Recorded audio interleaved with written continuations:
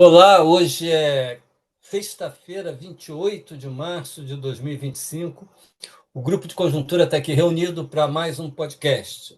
Na semana passada, o podcast olhou para fora e tratou das políticas do novo presidente americano, Donald Trump. Vamos voltar a esse tema várias vezes ao longo desse ano, por ser tão importante para o futuro do mundo e do Brasil.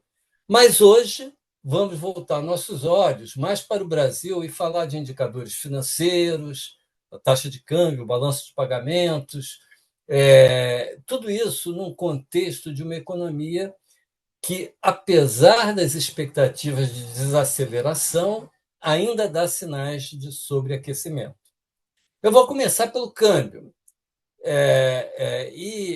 Quanto a essa variável tão importante, depois dela atingir um pico de R$ 6,20 por dólar na virada do ano, ela veio recuando durante janeiro e, nos últimos 2 meses, vem oscilando em torno a uma cotação de R$ 5,75 por dólar. Então, tem uma certa estabilidade com uma oscilação aí em torno desse nível.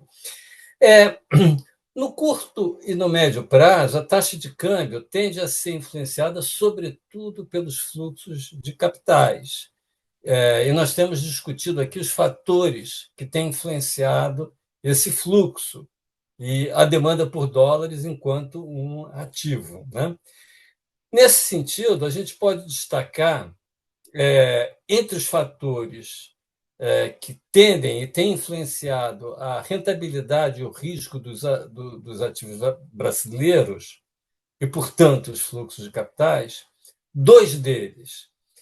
O primeiro é o diferencial entre juros internos e externos. É um fator muito importante.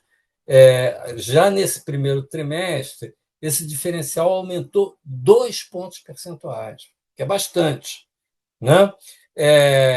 Isso aí deveria ter aumentado. Estou falando da taxa básica de juros, evidentemente, da taxa de curto prazo.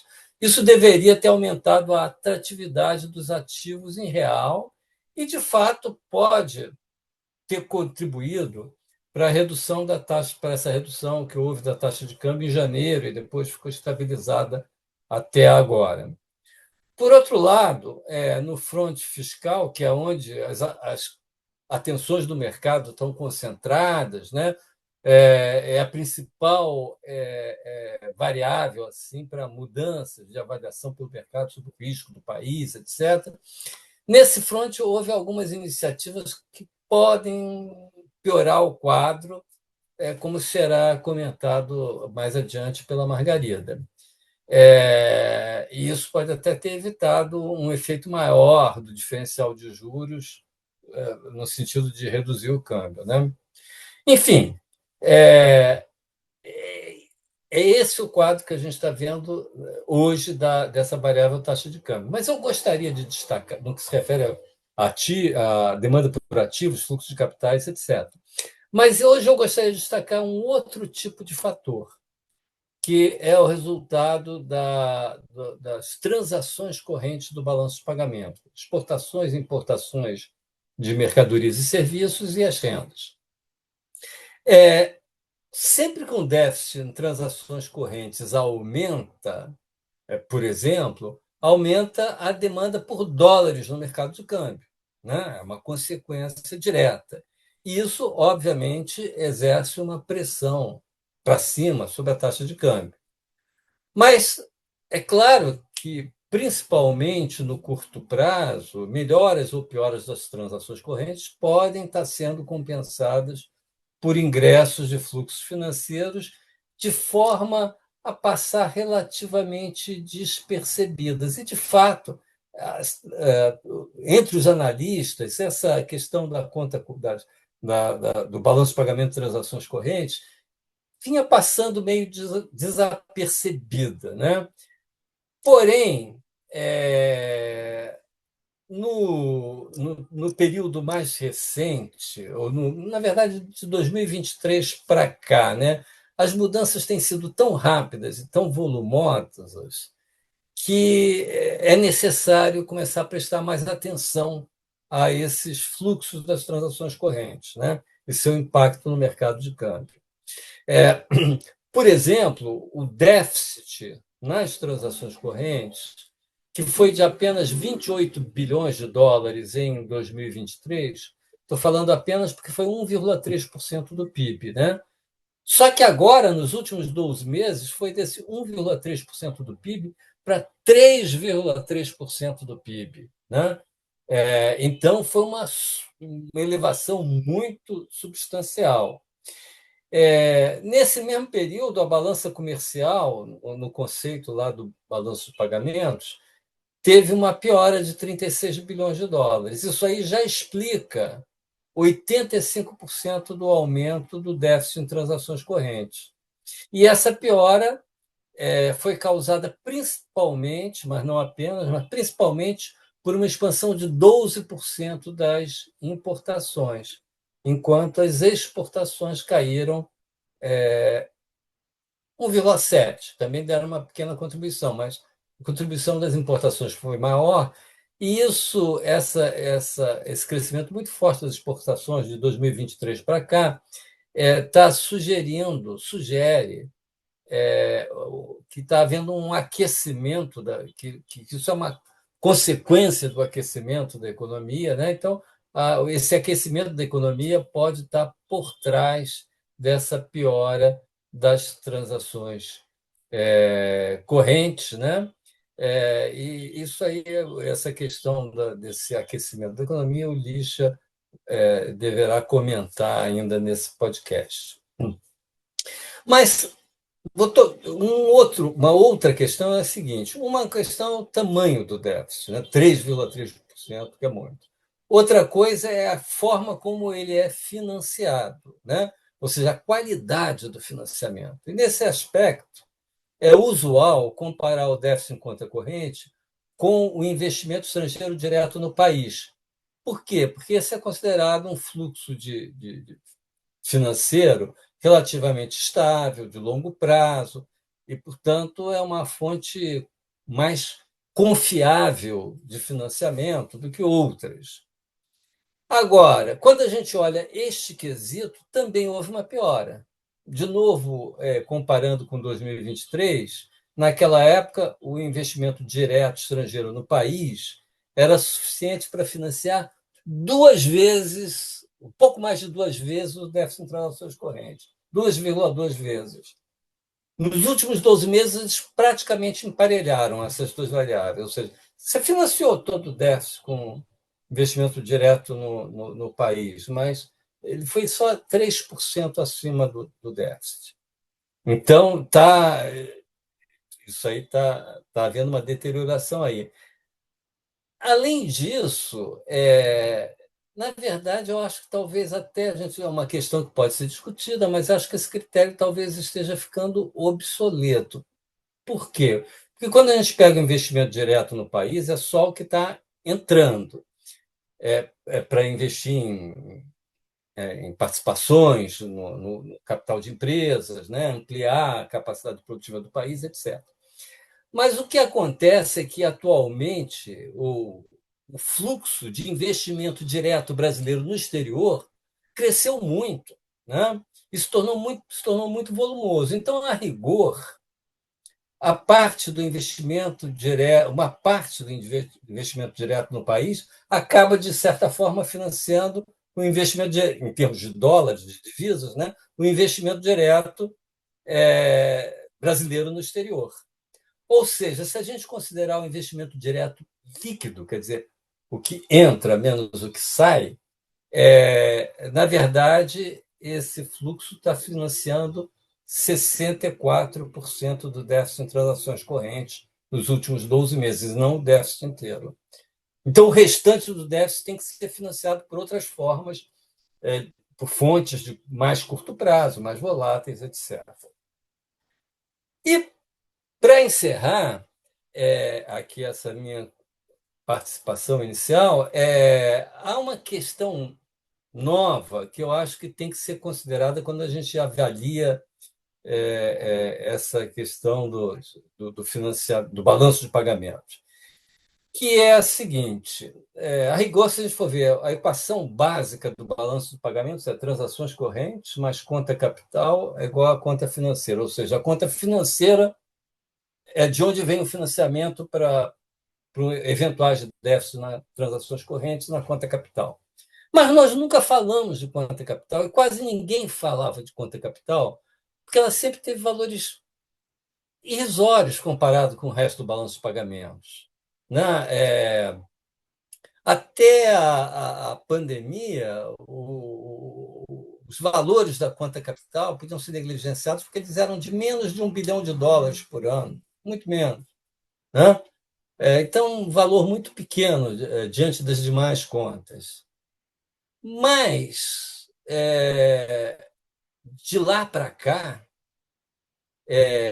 houve um aumento vertiginoso de um fluxo, que é a aquisição de criptoativos, como dos quais o Bitcoin, por exemplo, é um ícone, né? Mas há outros, né? Então, isso é lançado na conta capital. Então, são residentes no Brasil comprando criptoativos de estrangeiros, de não residentes, menos do que os não residentes compram de bitcoins aqui. Essa conta disparou. Ela era quase que irrisória até 2020, quase que não tinha significado, e agora já foi a valores de perto de US$ 17 bilhões, de forma que a conta capital, que não representava nada, como eu falei, teve um déficit de US$ 16 bilhões nos últimos 12 meses, o que significa 0,7% do PIB. Ou seja, se a gente soma os 3,3% de déficit nas transações correntes com os 0,7% de déficit na conta capital, temos um déficit nessas duas contas de 4% do PIB que deve ser financiado com entrada de capitais, de fluxos financeiros para dentro do país. Isso não é pouca coisa. Se a gente for olhar a série histórica do Brasil, em poucos momentos a necessidade de financiamento para essas duas contas foi tão elevada. Houve alguns momentos em que ela chegou a 4,5% do PIB, até um pouquinho mais. Mas foram poucas vezes e em geral, foram momentos que acabaram levando à crise. Então, é claro que o Brasil, é sabido que o Brasil tem uma posição bastante sólida por causa das reservas, né? Como a gente viu em dezembro, que se gastou 30 bilhões de reservas em intervenções e as reservas continuaram aí acima de US$ 300 bilhões. Mas, dada a dimensão desse déficit, eu acho que é o caso de, daqui para frente, a gente começar a prestar mais atenção nessa variável também, ao analisar a conjuntura, em particular o mercado de câmbio, né, os indicadores financeiros, etc. Então, eu vou parar por aqui, eu vou passar a bola, então, para a Margarida, que vai comentar mais esses indicadores financeiros e a questão fiscal, da qual só fiz uma menção, mas não falei sobre ela. Margarida. O que a gente tem observado aí em relação às condições financeiras macroeconômicas, né, é que a taxa de câmbio está relativamente estabilizada, o risco país também, mas os juros futuros, os juros precificados nos mercados futuros, que fazem parte desse cardápio de condições financeiras, talvez seja uma variável até mais importante, eles voltaram a subir. Eles ganharam força, né? E aí, quais são as razões que estão por trás dessa subida dos juros nos mercados futuros, junto com a Selic, mas eu diria que acima, né? Eles correm por fora, por razões que estão dentro ali da racionalidade, né? Dos fundamentos macroeconômicos. Hoje o que está sendo cada vez mais evidente é a clara contradição entre a política fiscal e a política monetária. Eu costumo dizer para os meus alunos que é como se a gente estivesse dirigindo um carro, botando o pé no acelerador e no freio ao mesmo tempo. Então, claro que isso obriga para o carro parar, que é o que se pretende, reduzir um pouco o nível de atividade econômica por conta do processo inflacionário. O Banco Central está subindo o juro. Então, para parar um pouco, frear um pouco essa economia, a política fiscal está incentivando a demanda agregada. né? Qual é o custo dessa história? O custo dessa história é que os juros vão ter que subir mais, a taxa Selic vai ter que subir mais, para dar conta de frear o nível de atividade econômica e, portanto, chegar mais próximo da meta de inflação, que é 3%. Agora a meta contínua, mudamos um pouco o regime. Mas então, quais seriam essas medidas de política fiscal que realmente estão criando essa subida, dando munição para a subida dos juros?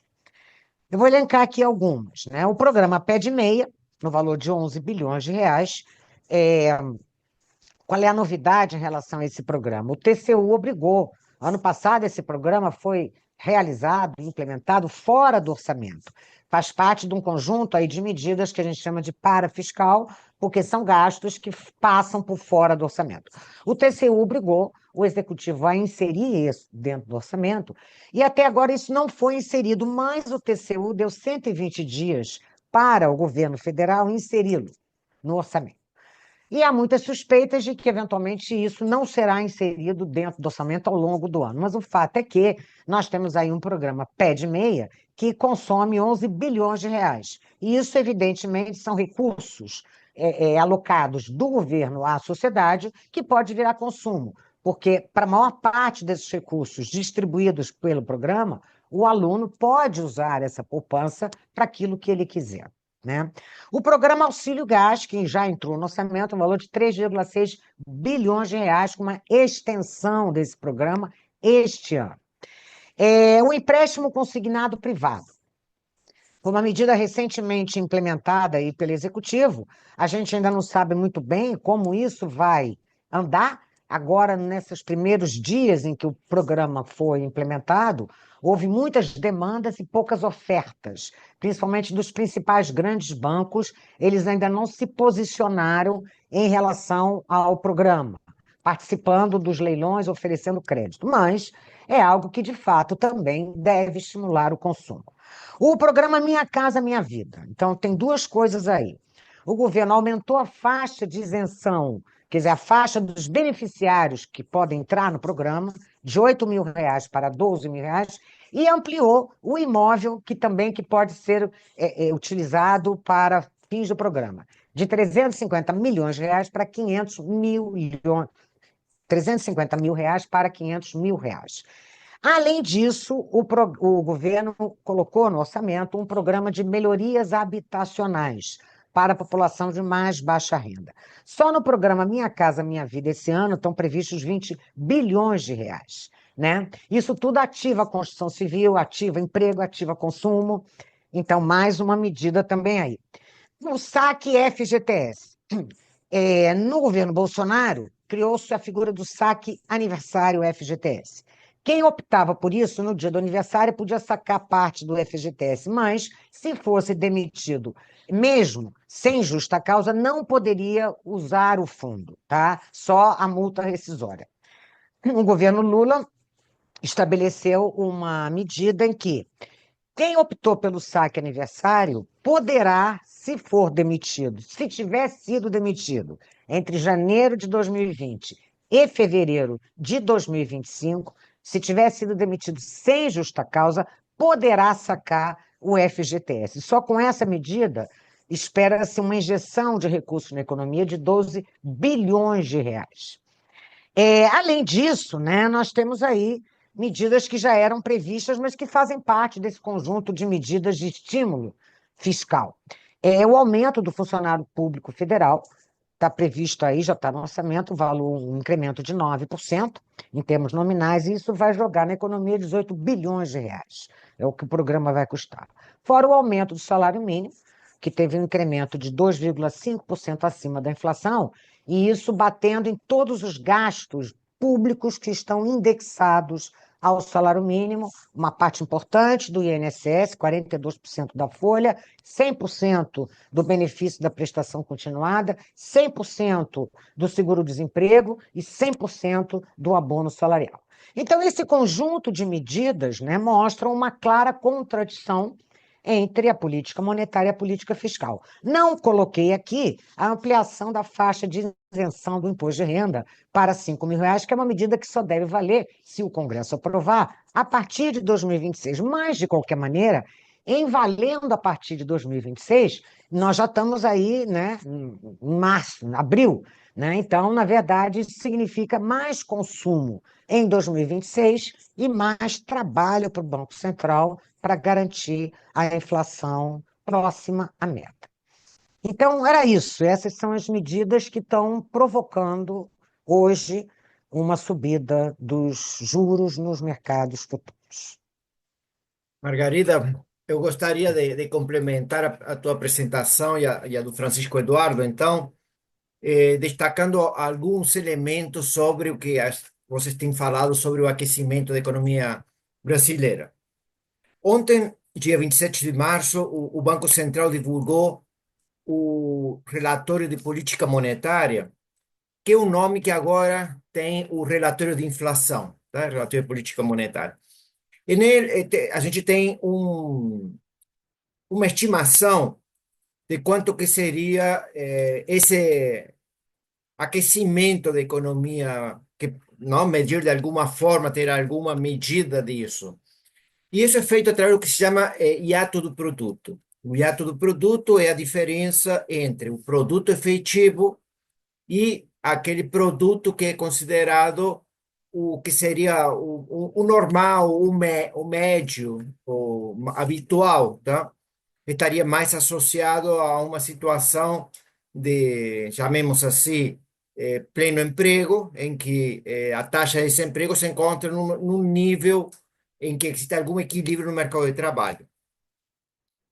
O hiato do produto estimado pelo Banco Central para o quarto trimestre de 2024 foi de 0,8%, ou seja, do PIB, ou seja, a economia estaria quase 1% acima do produto potencial.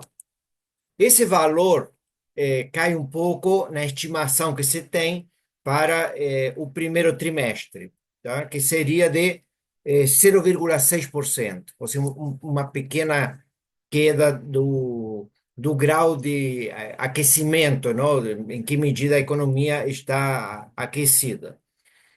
O Banco Central estima que ao longo de 2025 e em 2026 a economia vai desaquecer. Ou seja, quando a gente tem uma fotografia da situação atual macroeconômica, a economia está aquecida, mas se a gente vai passar um filme, tá, ver a dinâmica, a economia deve se desaquecer, basicamente por causa da taxa de juros real, isso que o Banco Central destaca no seu relatório, tá? Eh, e provavelmente no terceiro trimestre de 2026, a economia já vai estar desaquecida, ou seja, vai existir alguma ociosidade. O hiato do produto deve se tornar negativo em 0,8%. Então, isso um pouco dá uma ideia sobre a dinâmica cíclica da economia. Estamos em um momento em que a economia está começando um lento período de desaquecimento, tá? Ainda positivo o aquecimento. Em algum momento de final de 2025, começo de 2026, ela vai estar zerada e depois, no terceiro trimestre de 2026, a economia estará desaquecida, não? Provavelmente existirá um grau de ociosidade de quase 1%. Tá? Isso é o plano de voo do Banco Central. Associado a esse plano de voo também tem as perspectivas de inflação do Banco Central, que estima que a inflação para o final deste ano será de 5,1, mais ou menos o que a gente tem hoje, não? Basicamente. A inflação acumulada em 12 meses deve subir nos próximos meses e depois cair e fechar o ano, segundo o Banco Central, em 4,1 e fechar 2026 em 3,7. Esse é pelo menos o cenário de referência que o Banco Central tem. Essas expectativas de inflação são um pouco menores do que o mercado tem. Quando a gente olha para o Boletim Focus, por exemplo, a expectativa de inflação para final de 2026 é 4,5, tá? Estão muito mais ancoradas as expectativas no Focus do que aquilo que o Banco Central estima, pelo menos no seu modelo, no cenário de referência. Tá? Então, isso.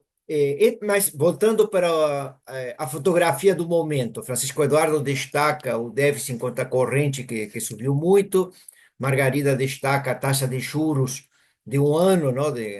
Sabemos assim, a taxa de juros de curto prazo, que está muito elevada, e eu destaquei o hiato do produto muito positivo. Só para dar algumas rápidas informações, ontem saiu a PNAD. A gente tem uma taxa de desemprego para fevereiro, não? É a média trimestral encerrada em fevereiro de 6,8%. Se a gente compara com igual trimestre do ano anterior, ou seja, fevereiro do 2024, estava em 7,8%, está bem mais baixo, tá? A ocupação chegou a 102,7 milhões de pessoas, 2,4% mais alta que em fevereiro de 24, e a renda média, em termos nominais, não, R$ 3.378 também um pouquinho mais alta, tá? Tudo sintomas do aquecimento no mercado de trabalho. A gente já referiu várias vezes a esse tema. Francisco Eduardo tem destacado muito eh, a provável restrição que o mercado de trabalho possa ter na dinâmica macroeconômica nos próximos trimestres, tá? O último dado, só para completar o quadro, não? Hoje saíram os dados do CAGED, surpreenderam os analistas, tá? Foram abertas, em termos líquidos, 431.985 vagas, tá? Ou seja, 431 mil muito acima do que os analistas esperavam, né? Era 225 mil, era mais ou menos a média esperada, tá? O que significa também esse grau de aquecimento. Então, são todos sintomas que eu queria destacar sobre o momento do ciclo econômico que a economia está tendo, tá? É claro que Francisco Eduardo destaca um tema novo que a gente não tinha tratado e que os analistas não têm destacado tanto, que é sobre o financiamento do fluxo cambial, tá? Esse é um tema que no mundo que está se complicando muito, não? Em que a guerra comercial avança todo dia, não? Todo dia temos informações novas sobre uma espécie de corrida crescente nessa guerra cambial e as preocupações que a gente tem sobre o cenário internacional, tá? Eu gostaria de deixar por aqui. Bom, ficamos por aqui e até a próxima sexta-feira com mais um podcast do Grupo de Conjuntura. Até lá.